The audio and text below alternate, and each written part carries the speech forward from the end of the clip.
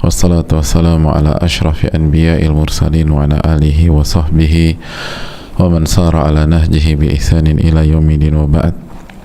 Hadirin Allah muliakan, alhamdulillah kita panjatkan puji dan syukur kita kepada Allah Subhanahu wa taala atas segala nikmat dan karunia yang Allah berikan dan Allah limpahkan kepada kita, khususnya nikmat ilmu, dan semoga ilmu ini bisa jadi ilmu yang bermanfaat. Amin ya rabbal alamin. Allahumma inna nas'aluka ilman nafi'an wa na'udzubika min ilmin la yanfa'. Ya Allah, berikanlah kami ilmu yang bermanfaat dan lindungilah kami dari ilmu yang tidak bermanfaat. Dan hadirin Allah muliakan, ilmu ini sangat dibutuhkan khususnya bagi kita, dan ini bukan monopoli para laki-laki, tapi juga sangat dibutuhkan oleh wanita, dibutuhkan oleh ibu-ibu, dibutuhkan oleh para akhwat, para saudari-saudari kita, untuk meningkatkan kualitas hidup mereka dan mengangkat derajat mereka di dunia maupun di akhirat, dan mendapatkan berbagai macam keberkahan, keutamaan, ketenangan, kebahagiaan. Karena begitulah yang dialami dan dirasakan oleh semua orang yang mendapatkan ilmu nafi. Kualitas hidupnya jadi semakin baik, lalu kualitas dirinya juga semakin baik, kecerdasan emosionalnya juga semakin oke, lalu kesabarannya pun juga semakin besar, dan mereka bahagia di dunia dan di akhirat. Dan mereka punya peran, mereka punya andil, mereka punya legacy ketika mereka wafat. Dan ini yang dimiliki atau yang terbaca dan kita saksikan sendiri ketika kita melihat sejarah wanita-wanita solehah, wanita-wanita yang punya ilmu. Mereka punya peran besar dalam kehidupan mereka dan kehidupan umat. Itu yang sekali lagi hadirin Allah muliakan, nggak bisa dipungkiri. Sebagaimana contohnya nama besar berikut ini, Zainab binti Qasim bin Abdul Hamid bin Ahmad As-Salihiyah. Zainab binti Qasim rahimahullah ini adalah seorang ahli hadis, muhadditsah, dan beliau mendapatkan ilmu, mendapatkan hadis dari Al-Fakhr bin Najjar. Dan yang luar biasanya, jamaah dari syekh-syekhnya Al-Imam Ibnu Hajar itu mendapatkan ilmu dan hadis dari beliau, dari Zainab binti Qasim. Dan beliau wafat di Damaskus tahun 775 Hijriah. Bayangkan, ulama-ulama itu dengar hadis dari beliau, dapat ilmu dari beliau. Lihat bagaimana wanita itu kalau punya ilmu, punya peran, memberikan manfaat, memberikan andil, memberikan perubahan dalam lingkungan, memberikan perubahan di tengah-tengah masyarakat, bahkan memberikan perubahan dalam catatan sejarah. Oleh karena itu, ibu-ibu yang terus belajar, terus menuntut ilmu, dan berusaha memiliki ilmu nafi, ilmu yang bermanfaat, itu pastinya akan memiliki peran dalam kehidupan, mulai dari skup terkecil, punya peran dalam kehidupan keluarganya, memberikan perubahan terhadap rumah tangganya akan semakin baik, semakin kondusif, dan ternyata setelah taufik dari Allah, istrilah yang memberikan perubahan yang besar, kalaupun suami belum. Ternyata ketika dicek, ternyata ibunya, hadirin, yang memberikan perubahan ke anak-anak mereka. Misalnya ayahnya belum, ketika dicek ternyata anak perempuannya yang memberikan perubahan dalam keluarga tersebut. Akhirnya orang tuanya ikut ibadah, ikut sholat sekarang, ikut belajar karena anak perempuannya. Dan begitulah sejarah mencatat wanita-wanita yang penuh dengan ilmu itu punya peran dan punya sumbangsih dan perubah setelah taufik dari Allah Subhanahu wa taala. Dan alhamdulillah setiap kajian kita Allah kasih taufik untuk mengenal singkat profil dari mereka itu. Setiap kajian kita sebutkan nama-nama besar dari lintas masa yang memberikan pelajaran besar bahwa ternyata ulama itu bukan hanya laki-laki, dan wanita itu bukan pihak yang termarginalkan, tersingkirkan, enggak. Wanita berilmu dan solehah itu punya peran, punya karya, punya hasil, punya legacy, punya warisan yang akan bermanfaat bagi generasi-generasi berikutnya. Oleh karena itu ibu-ibu sekalian, semua punya kesempatan, karena apa yang kita ketahui dari Zainab binti Qasim rahimahullah misalnya, itu bukan karena namanya Zainab, bukan, tapi karena Allah berfirman dalam surat Al-Mujadilah ayat 11, yarfa'illahu alladhina amanu minkum walladhina utul ilma darajat.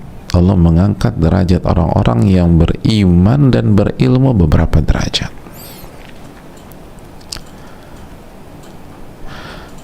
Jadi Allah mengangkat derajat orang-orang yang beriman dan berilmu beberapa derajat. Maka setiap wanita yang punya iman dan punya ilmu, maka pasti akan Allah angkat derajatnya, itu pasti. Innallaha la yukhliful mi'ad. Allah nggak mungkin menyelisih janji-janjinya. Oleh karena itu hadirin Allah muliakan, semoga Allah memberikan taufik, semoga Allah memberikan hidayahnya sehingga kita bisa terus berubah menjadi lebih baik, dan semoga Allah angkat derajat kita semua, angkat derajat ibu-ibu sekalian di dunia maupun di akhirat, amin ya rabbal alamin. Hadirin Allah muliakan, kita lanjutkan kebersamaan kita bersama Al-Imam Ibnul Qayyim rahimahullahu ta'ala dalam kitab Al-Wabilus Shayyib, ketika beliau mengkaji tentang masalah istiqomah, bahwa istiqomah itu harus dimulai dari istiqomah hati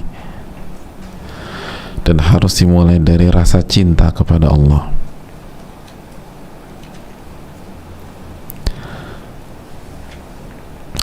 Lalu setelah itu bagaimana memuliakan perintah dan larangan Allah, mengagungkan perintah dan larangan Allah, dan mengagungkan perintah dan larangan tidak bisa dipisahkan dengan prinsip mengagungkan yang memerintah dan mengagungkan yang melarang, yaitu Rabbul Alamin, Allah Subhanahu wa ta'ala. Hadirin Allah muliakan, lalu beliau membawakan surat Nuh ayat 13, ma lakum la tarjuna lillahi waqara, ma lakum la tarjuna lillahi waqara.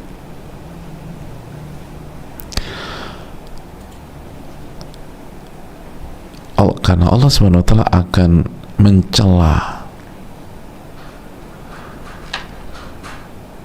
dan merendahkan siapapun yang tidak mengagungkannya. Makanya Allah Subhanahu wa ta'ala berfirman, ma lakum la tarjuna lillahi waqara. Mengapa kalian tidak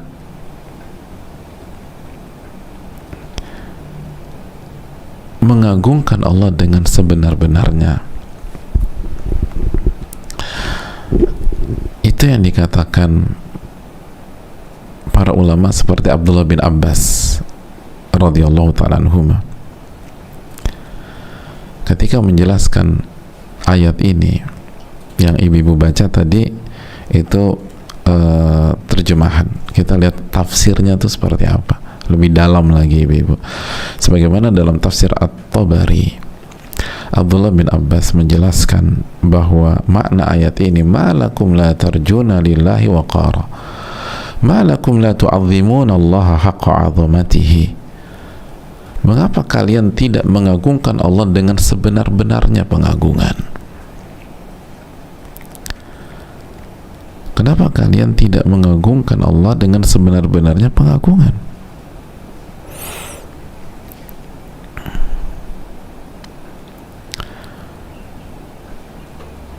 Al-Imam Mujahid menjelaskan, kenapa kalian tidak melihat keagungan Allah tabaraka wa ta'ala? La tarawna lillahi azamah. Kenapa kalian nggak melihat keagungan Allah subhanahu wa ta'ala? Dalam keterangan la tubaluna lillahi azamah, kenapa kalian tidak memperhatikan dan menganggap keagungan Allah subhanahu wa ta'ala?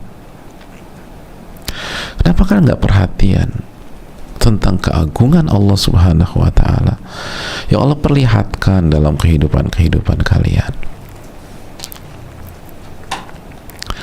Ini masalah kita, hadirin.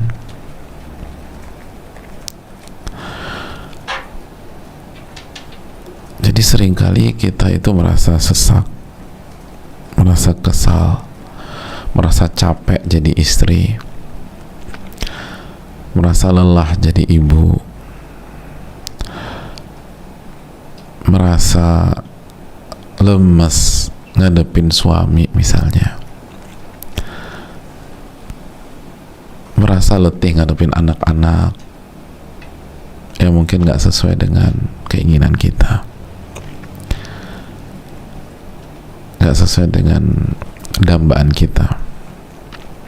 Sebenarnya kalau kita renungkan lebih dalam ya ibu-ibu, masalahnya tuh bukan terletak pada suami atau anak-anak. Oh, kalau aku mertua Ustadz, bukan mertua juga, tapi karena kita tidak mengagungkan Allah dengan sebenar-benarnya pengagungan.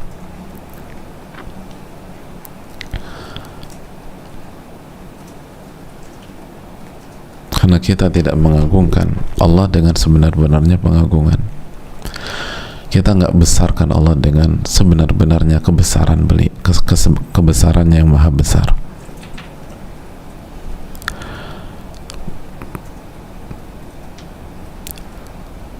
Sadar nggak sih kita bahwa yang membuat kita nyesek itu karena kita mengagungkan hawa nafsu kita. Kita mengagungkan diri kita melebihi pengagungan kita kepada Allah subhanahu wa ta'ala.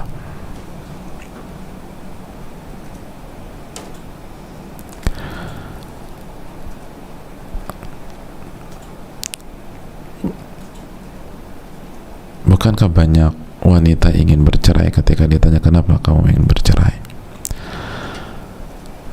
Aku sudah lelah, tidak dihargai. Aku sudah lelah tidak dihargai oleh suamiku. Hadirin, tidak menghargai wanita sebuah kesalahan, dan bukan kesalahan kecil, dan itu dosa, dan akan ditanya oleh Allah Subhanahu wa ta'ala. Setiap laki-laki, setiap suami yang tidak menghargai wanita, nggak memuliakan wanita, nggak menunaikan hak wanita atau istrinya, maka ia akan berhadapan dengan ancaman Allah tabaraka wa ta'ala. Jelas itu salah, itu keliru. Namun pertanyaan simpelnya adalah,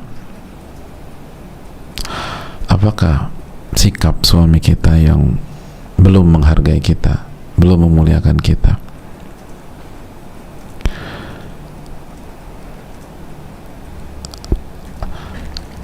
pantas membuat kita kecewa atau sebab membuat kita kecewa? Tidak.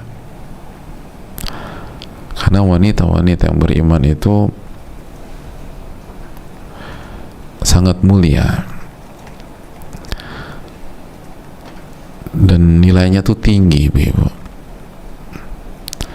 Sehingga seharusnya hal-hal seperti ini tidak mengganggu mereka, tidak apalagi membuat mereka jatuh dan hancur. Sebagaimana kita jelas itu sebuah kesalahan, tapi apakah kesalahan itu layak membuat sakit seorang wanita? Itu poinnya.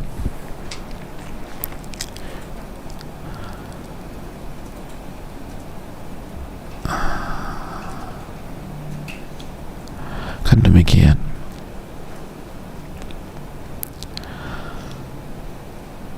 Kalau kita benar-benar mengagungkan Allah, meninggikan Allah tabaraka wa ta'ala, maka kesalahan-kesalahan pihak lain tidak akan membuat kita terjatuh. Karena seringkali yang membuat kita terjatuh bukan kesalahan mereka, tapi yang membuat kita terjatuh adalah kita tidak memuliakan Allah. Yang justru kita muliakan selama ini diri kita. Yang seringkali kita muliakan selama ini adalah diri-diri kita. Yang kita angkat itu diri-diri kita. Oleh karena itu ketika orang jatuhkan kita, kita merasa sakit. Karena selama ini yang kita letakkan di tempat yang tinggi adalah diri kita. Berbeda dengan orang, dengan hamba yang selama ini memuliakan Rabb-nya, memuliakan Allah Subhanahu wa ta'ala, sedangkan dirinya itu tetap ia taruh di bawah. Karena ia sadar bahwa dia adalah hamba. Dia sadar dia hanyalah hamba. Hamba yang gak pantas dipuji. Alhamdulillahirabbil alamin, itu syiar dia. Yang berhak dipuji itu hanyalah Allah Subhanahu wa ta'ala. Hamba yang penuh dengan dosa, itu keyakinan dia. Karena nabinya SAW bersabda, kullu bani Adam khata', setiap anak Adam banyak sekali melakukan kesalahan. Dan pendosa itu letaknya di atas atau di bawah, hadirin? Di bawah. Di bawah. Maka ketika ada orang merendahkan dia, dia biasa-biasa aja, karena memang dia meyakini selama ini dia ada di tempat yang rendah. Jadi nggak perlu direndahkan lagi, nggak perlu direndahkan lagi.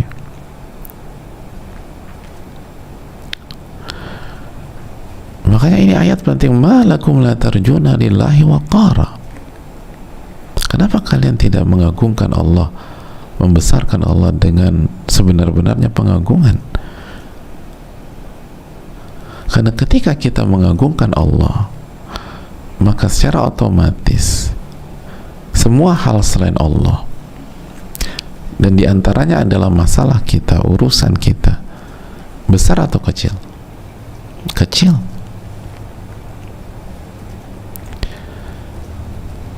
Maka ketika itu masalah jadi kecil, akan mencabik-cabik hati kita apa tidak? Tidak.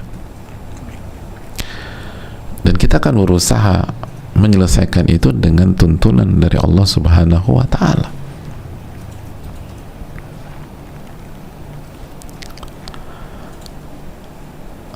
Berbeda kalau kita tidak mengagungkan Allah, otomatis yang terlihat adalah kita mengagungkan hal lain, mengagungkan diri kita, masalah kita, dan seterusnya. sehingga kesannya tuh kita besar terus tuh masalah-masalah. Aku ini tuh nggak selesai-selesai masalah-masalah besar, Ustaz. Tanpa meremehkan, ini bukan meremehkan, tapi coba deh cek siapa yang kita agungkan selama ini. Kenapa satu kata atau satu kalimat yang diucapkan oleh suami kita atau istri kita atau anak-anak atau orang tua atau mertua atau teman atau sahabat atau kompetitor kita itu benar-benar kayak nusuk hati kita, baru cuma satu kalimat atau satu kata kok kayaknya sakit banget misalnya, karena dia menjatuhkan saya. Mana yang lebih parah? Jatuh ke basement sedangkan dia berada di basement, atau jatuh ke basement dan dia tadinya di lantai 15? Kita semua sepakat yang paling sakit adalah yang ada di lantai 15. Nah begitu juga kalau kita taruh nafsu kita, emosi kita di letak yang paling tinggi atau di tingkatan yang tinggi, maka jangan salahkan ketika kita suka merasa dijatuhkan.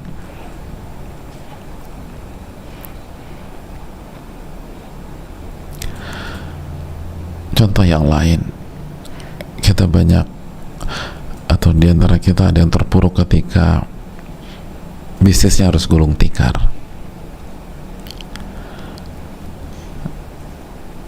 Terpuruk ketika nggak punya apa-apa lagi. Itu kan karena masalah ini, hadirin. Karena kita tidak mengagungkan Allah dengan sebenar-benarnya pengagungan. Yang kita anggap besar itu harta, yang kita anggap besar itu materi, yang kita anggap besar itu barang-barang kita. Maka begitu barang-barang itu, materi itu, uang itu hilang, kita akan terpuruk. Tapi coba deh kalau kita menganggap uang saya itu hal yang kecil, materi kita tuh nggak ada apa-apanya. Yang besar itu, yang maha besar, yang maha agung adalah Allah Tabaraka wa Ta'ala. Maka selama Allah masih kasih kesempatan saya menghamba kepadanya, dekat samanya, dekat dengannya, maka yang lain itu kecil, yang lain itu kecil. Oleh karena itu hadirin Allah muliakan,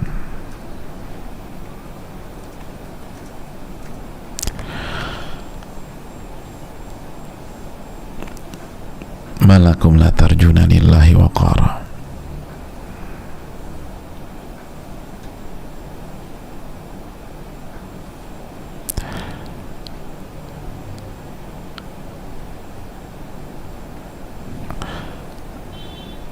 Mengapa kalian tidak mengagungkan Allah dengan sebenar-benarnya pengagungan?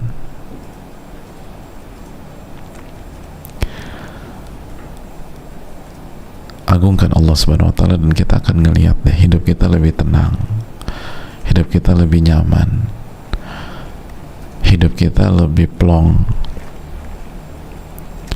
Masalah yang kita anggap besar ternyata enggak, selama kita sikapi dengan mengagungkan Allah dan mengagungkan perintah dan larangan Allah. Itu.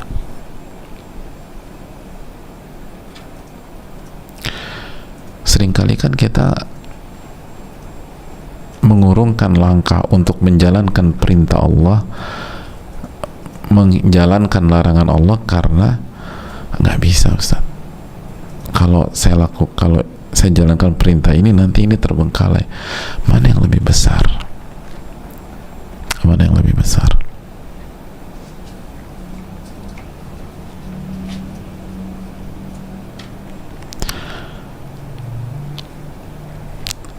Besarkan Allah dan kita akan diberkahi oleh Allah. Allah akan rahmati kita, Allah akan sayang sama kita, dan masalah-masalah kita insya Allah akan dibuat terasa ringan oleh Allah Subhanahu wa taala. Saya rasa cukup sampai di sini, kita buka sesi tanya jawab. Wassallallahu ala nabiyina Muhammad.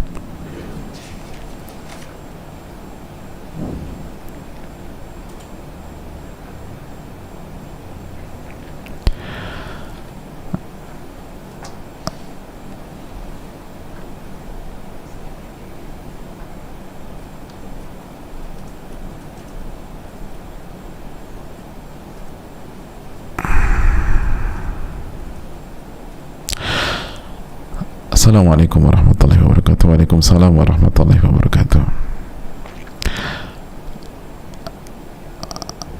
Semoga Allah merahmati, memberikan keberkahan kepada Al-Imam Ibnu Qayyim, Ustadz dan keluarga, juga semua kaum muslimin yang ada di dunia ini. Amin ya rabbal alamin. Pertanyaannya,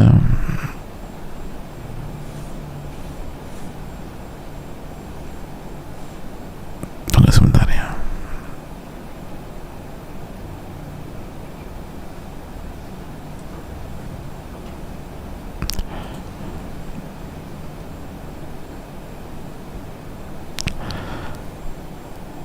Izin bertanya Ustadz, bagaimana jika seorang istri belajar ilmu agama dan mengaji bukan dari suaminya yang seharusnya seorang imam di keluarga bisa membimbing istri dan anak-anaknya? Apakah suami tersebut berdosa, dan bagaimana cara menasihati suami jika seperti itu Ustadz? Jazakallah khairan wa iyyakum. Hadirin Allah muliakan, tugas dari suami itu menjalankan perintah Allah dalam surat At-Tahrim ayat 6. Ya ayyuhalladzina amanu qu anfusakum wa ahlikum nara. Wahai orang-orang beriman, jagalah diri kalian dan keluarga kalian dari siksa api neraka. Qu anfusakum, jagalah diri kalian dan keluarga kalian dari api neraka. Dan di antara tafsir dari ayat ini dijelaskan oleh Ali bin Abi Thalib radhiyallahu taala anhu, salah satu sahabat besar, adalah dengan mengajarkan agama dan mendidik mereka. Mengajarkan agama dan mendidik mereka, sehingga mereka tidak terjatuh ke dalam api neraka. Maka itulah peran suami dan salah satu misi besar suami. Dan ketika suami memiliki kekurangan, mungkin karena awam, baru belajar dan seterusnya, maka ia tetap harus mengajarkan dan mendidik istrinya sesuai dengan kemampuannya, sesuai dengan keterbatasannya. Lalu ketika dia merasa ada kekurangan di sana di sini, dia harus memberikan akses ke istrinya untuk belajar dan mendapatkan pendidikan, sehingga istrinya bisa menjalankan kewajiban-kewajibannya dalam kehidupan kesehariannya dan menghindari maksiat-maksiat atau dosa-dosa dalam kesehariannya.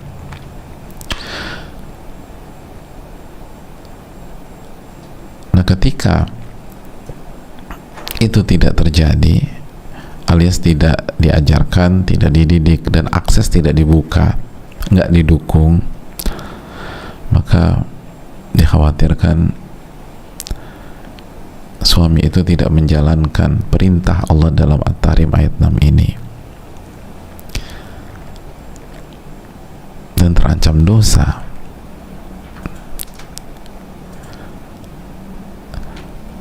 Itu poin yang kedua. Jika kita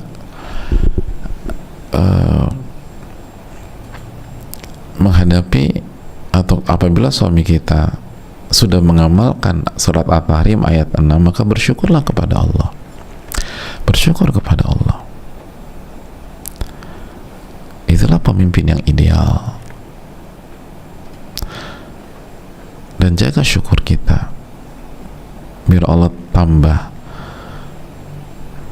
nikmat-nikmatnya kepada kita, dibuat suami kita semakin sayang sama kita, semakin all out mendidik kita dan seterusnya. Dan hati-hati dengan kufur nikmat, nanti Allah bisa cabut. Karena nikmat punya suami seperti itu luar biasa.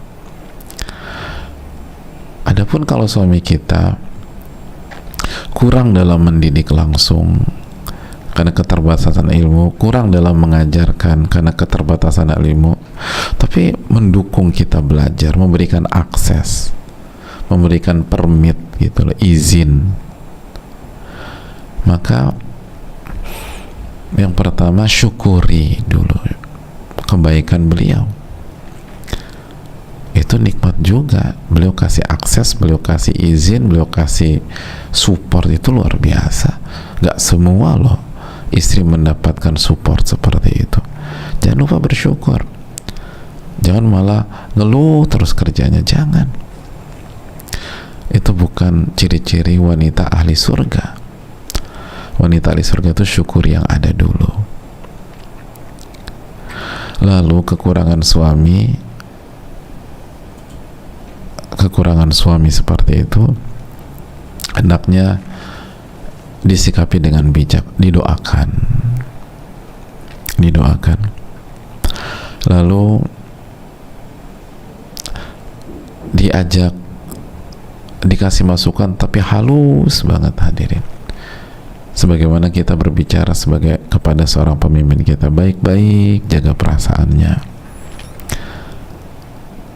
dan banyak doa sama Allah, dan sampaikan kita bersyukur sekali beliau mensupport kita, beliau mendukung kita.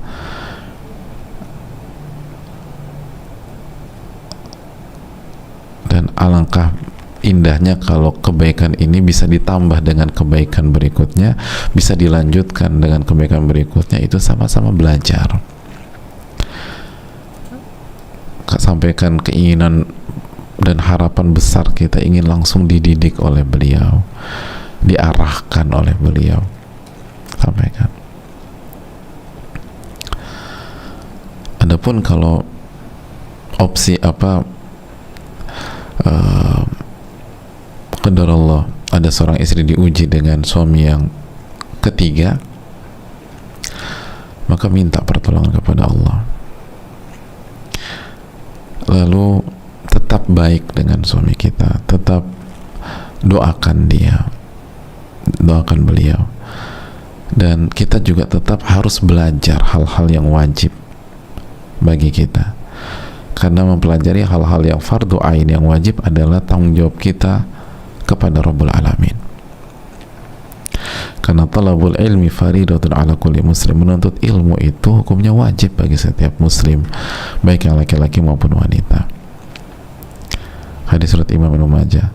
Tapi di sisi lain tetap baik sama beliau, tetap tunjukkan akhlakul karimah, bahkan kita harus menunjukkan perubahan yang positif, sehingga pesannya kepada suami kita adalah agama itu membuat perubahan baik dalam rumah tangga. Agama itu membuat kita lebih santun sebagai istri, lebih nurut sebagai istri, kecuali jika hal itu maksiat, lebih berkhidmat sebagai seorang istri, lebih memuliakan suami, dan seterusnya. Wallahu ta'ala bishawab.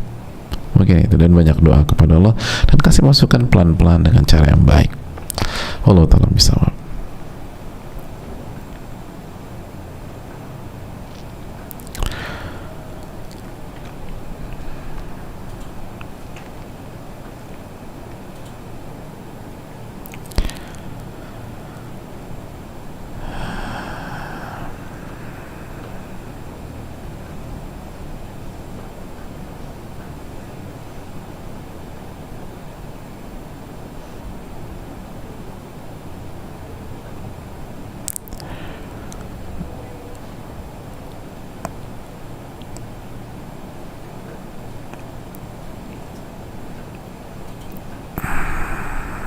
Assalamualaikum warahmatullahi wabarakatuh. Waalaikumsalam warahmatullahi wabarakatuh. Semoga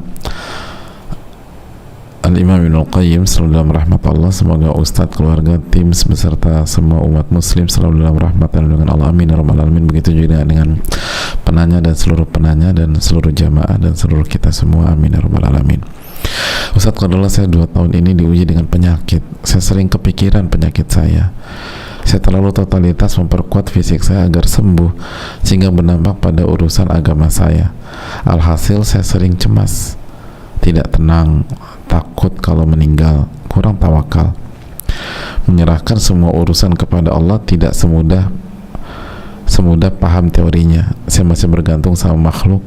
Waktu saya banyak habis untuk ikhtiar terapi kesembuhan saya.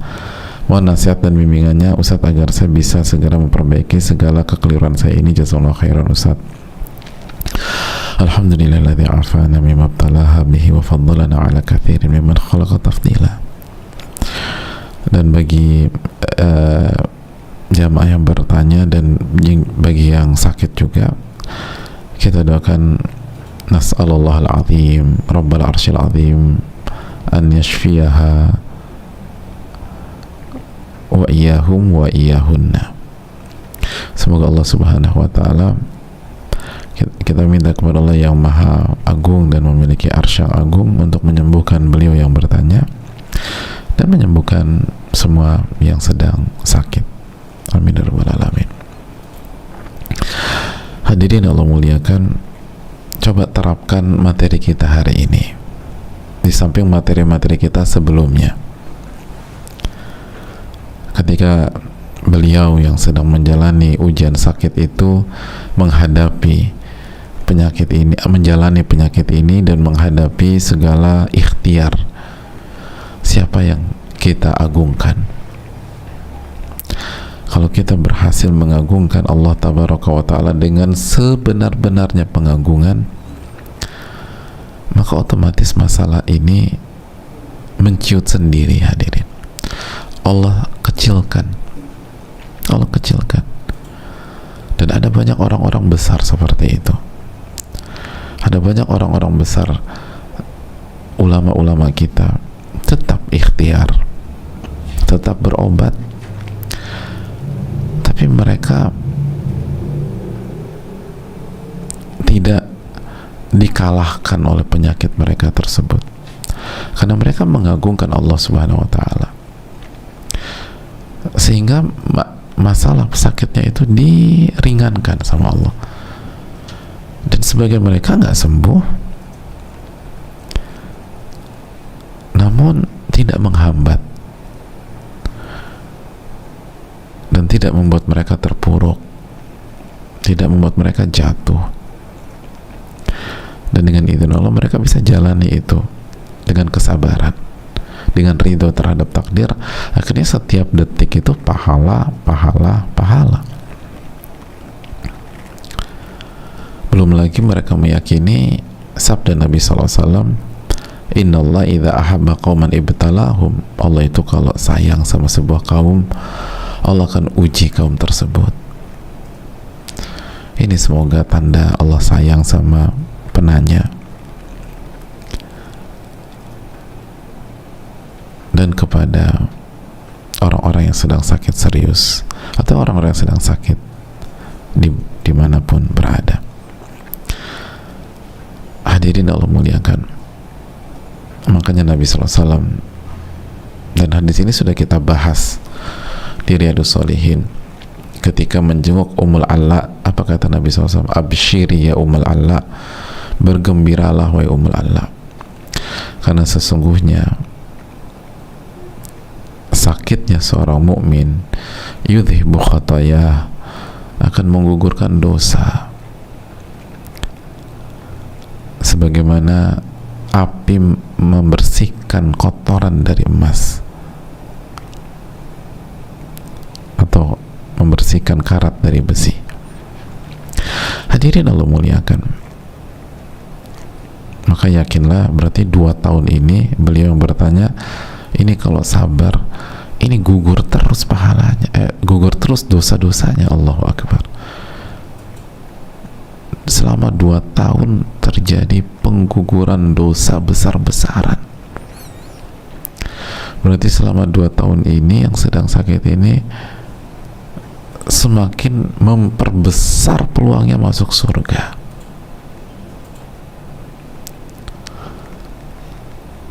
memperbesar peluangnya masuk pengguguran dosa setiap saat.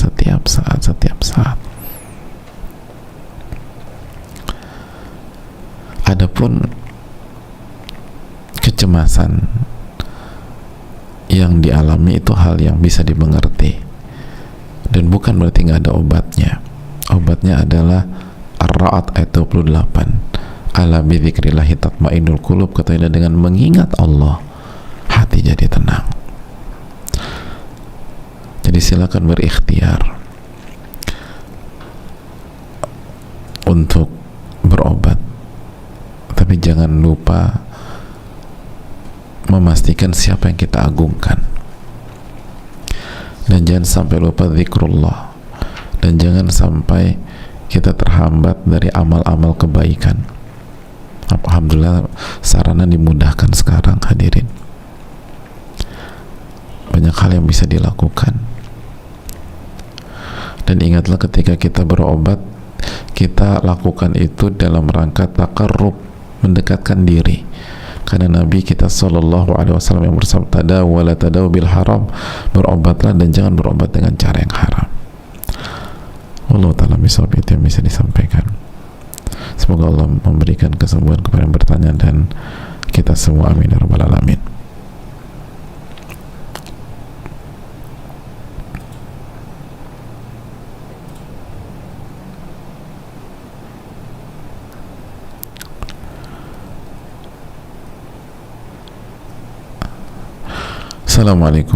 Assalamualaikum warahmatullahi wabarakatuh. Waalaikumsalam warahmatullahi wabarakatuh.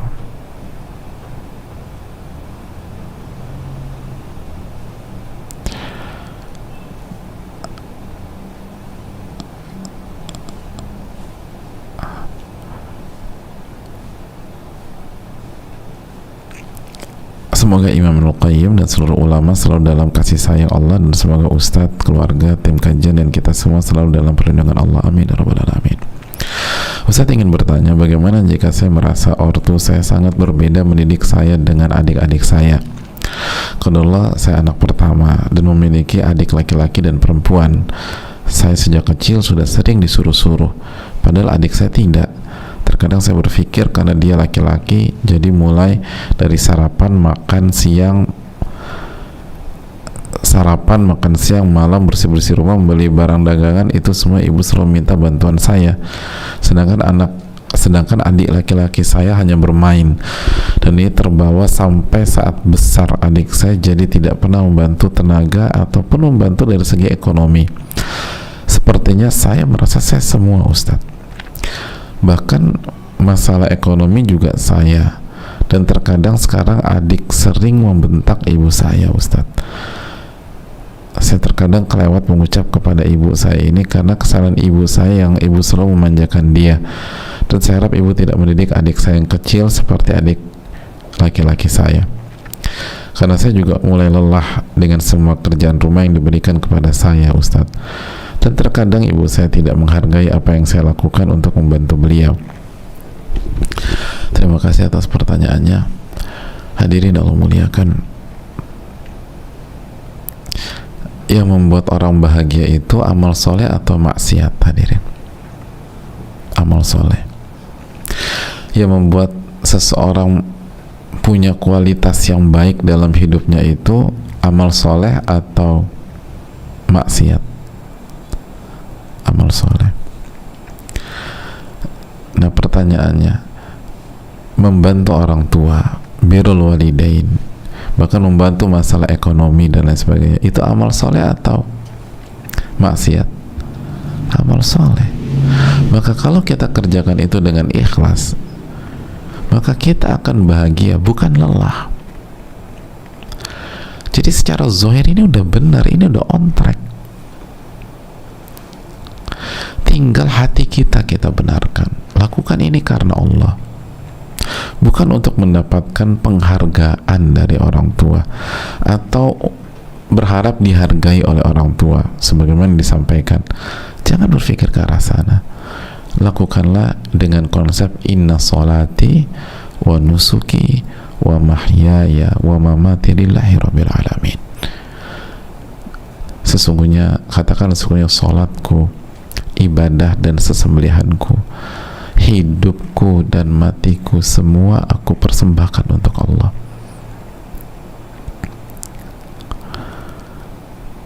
Ini bukan tentang mendapatkan penghargaan atau sebaliknya dari ibu.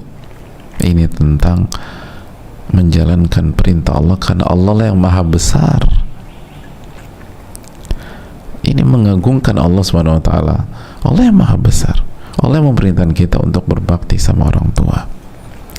Dan kita harus bersyukur kita tidak dididik seperti adik kita.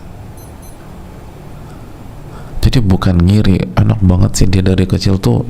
Justru kita harus bersyukur.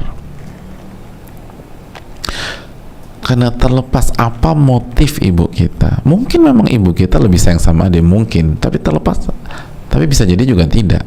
Terlepas apapun motif ibu kita, cara beliau mendidik kita itu yang membuat kita jauh lebih matang, jauh lebih dewasa, jauh lebih punya kepribadian daripada adik kita. Dan itu sangat bermanfaat untuk kita di segala sendi kehidupan kita. Sebaliknya, itu rentan menimbulkan masalah kepada adik kita dalam segala sendi kehidupannya.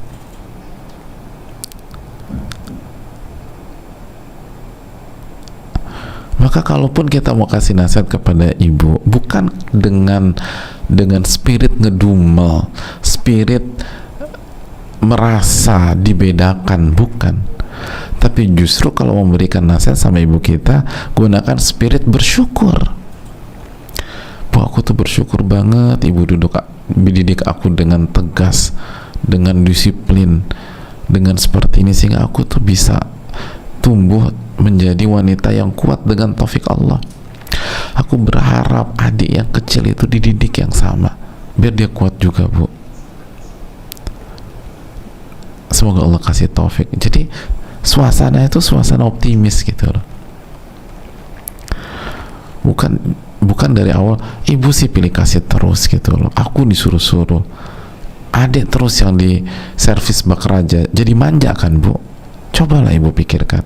Nah, ini kasih masukan, tapi ketulusannya ini dipertanyakan. Coba kasih nasihat yang tulus.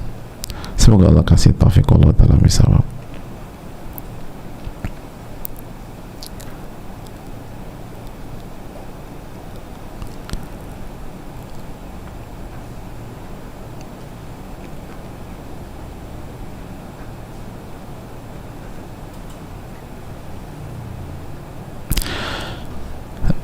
Saya rasa cukup sampai di sini. Semoga Allah kasih taufik, dan mohon maaf banyak pertanyaan yang tidak bisa terjawab. Semoga Allah Subhanahu wa taala memberikan pertolongannya kepada kita dan memberikan ilmu yang nafi. Subhanakallahumma wa bihamdika la ilaha illa anta astaghfiruka wa atubu ilaik. Assalamualaikum warahmatullahi wabarakatuh. Terima kasih banyak.